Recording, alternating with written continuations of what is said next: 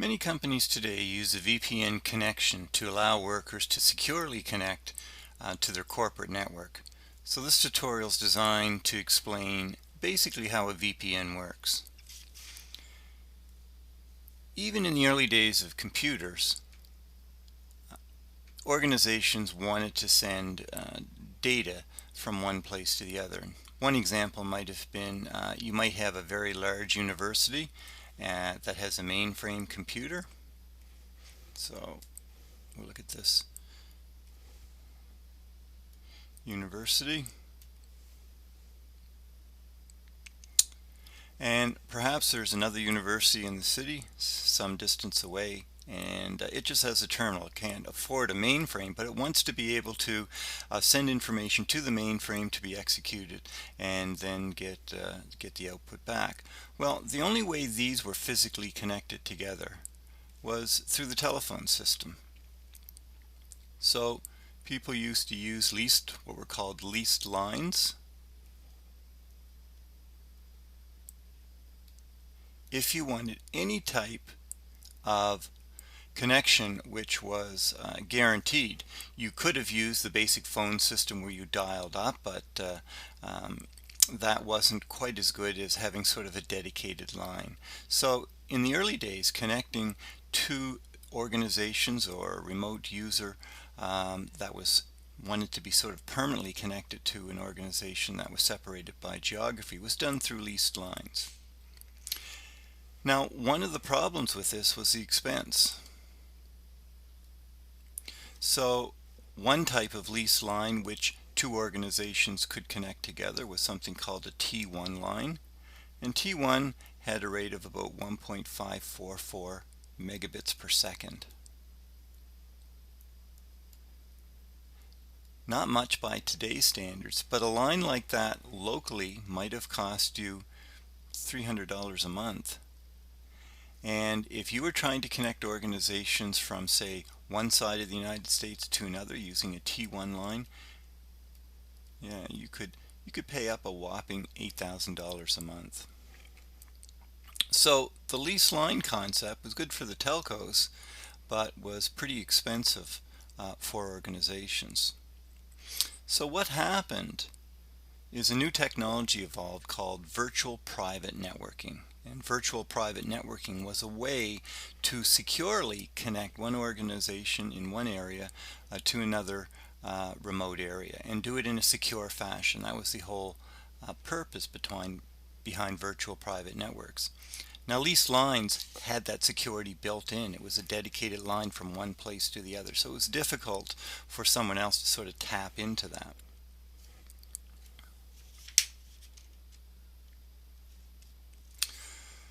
Well, there are two technologies that really made VPNs possible, which we'll look at. And one was the availability of some type of network, broadband network,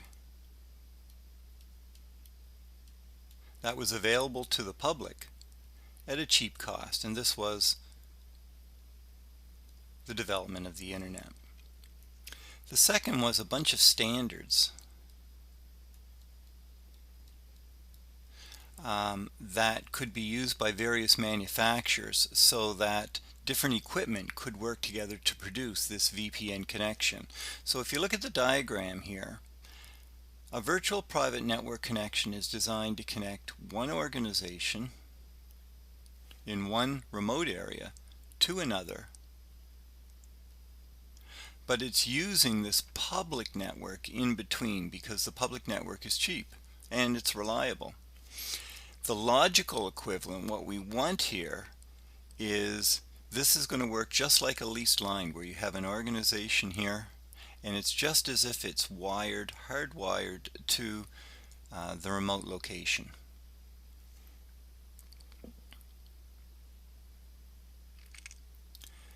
Now, if we look at the types of VPNs that are available, there's two types. This is called a remote access. Really, they're pretty well the same thing. And remote access means I have a remote user, and it is going to use the public internet to attach into a corporate network. There's a firewall here, and that user is going to authenticate to the company network through the network server and be able to access any of the resources in the network here, files, printers, or whatever. A site-to-site is where we have an organization that's remote, and it has its own section of this corporate network, which is serviced by what's called an extranet server.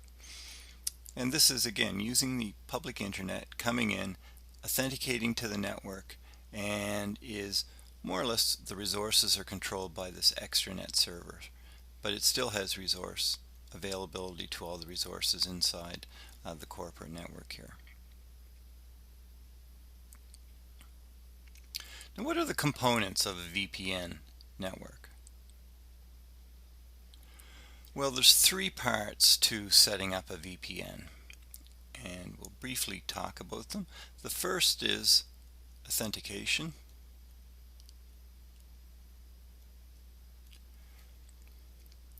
The second is tunneling. And the third part is encryption. These are three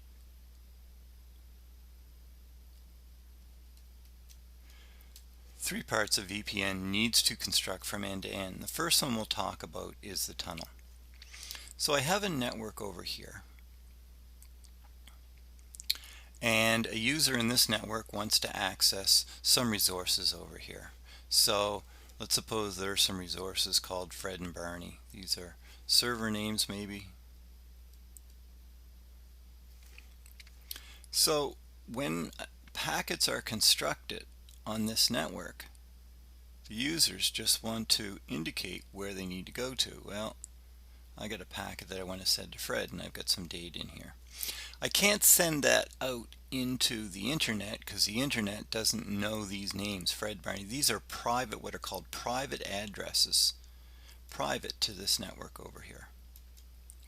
So what we need to do is set up metaphorically what is called a tunnel, some way where I can send these private packages through the internet and direct them into this network. So we use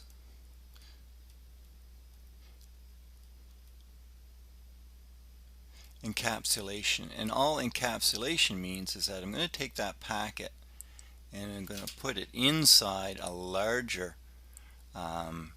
packet with some headers, and the addressing is going to use what my public internet network here is going to accept. So I've encapsulated it. I've used the public network to transmit that packet over to a VPN server, which will accept the packet, which will unwrap it and send that packet back into the private network and deliver it to Fred, whatever server here was named Fred. So that idea of encapsulating what are called private protocols or addresses, wrapping them up using the public internet to send them to another network is called tunneling, and there's various protocols to do that.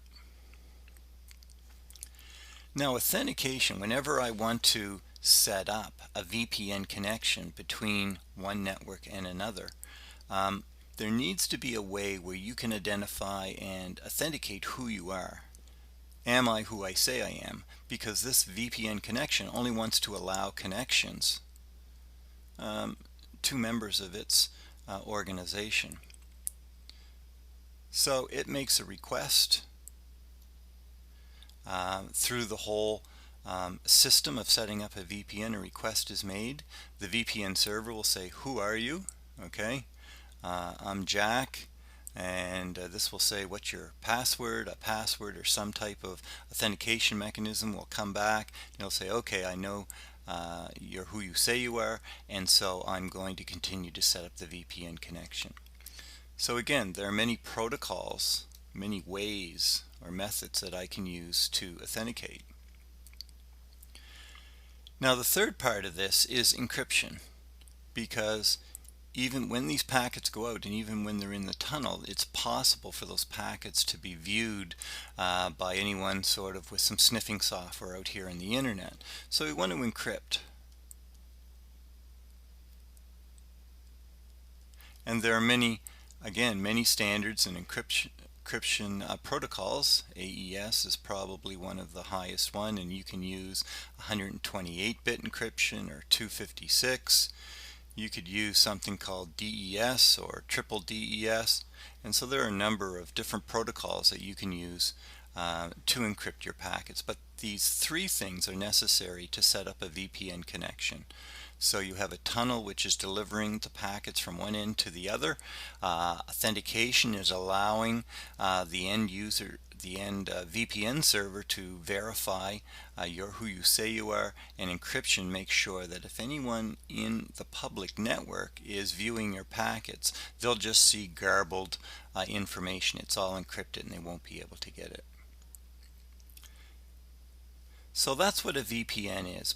In the basic form of a VPN, it's using a private network, it's using a public network to make an end-to-end connection between 2 points in a secure fashion.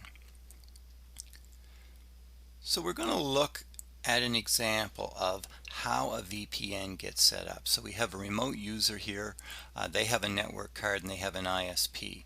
And the ISP is using a 192.168.0 network here. And if this remote user, which only has one network card, we're going to send a packet to apple.com. It would simply send the packet normally out through the network card and through the internet and to apple.com and backwards. So it would just use the normal network card. But now the remote user wants to attach to the corporate network over here using a VPN connection. Now there's many parts to how this all has to be set up. Well, we have a VPN server here, and VPN's server is going to use a bunch of different protocols that it can support. And three of the major protocols that it could use is one by Microsoft called point-to-point tunneling protocol. It could use something called IPsec, I think sec for security. And IPsec is really a framework which allows you to use a bunch of different protocols. You get to select which authentication protocol you wish to use.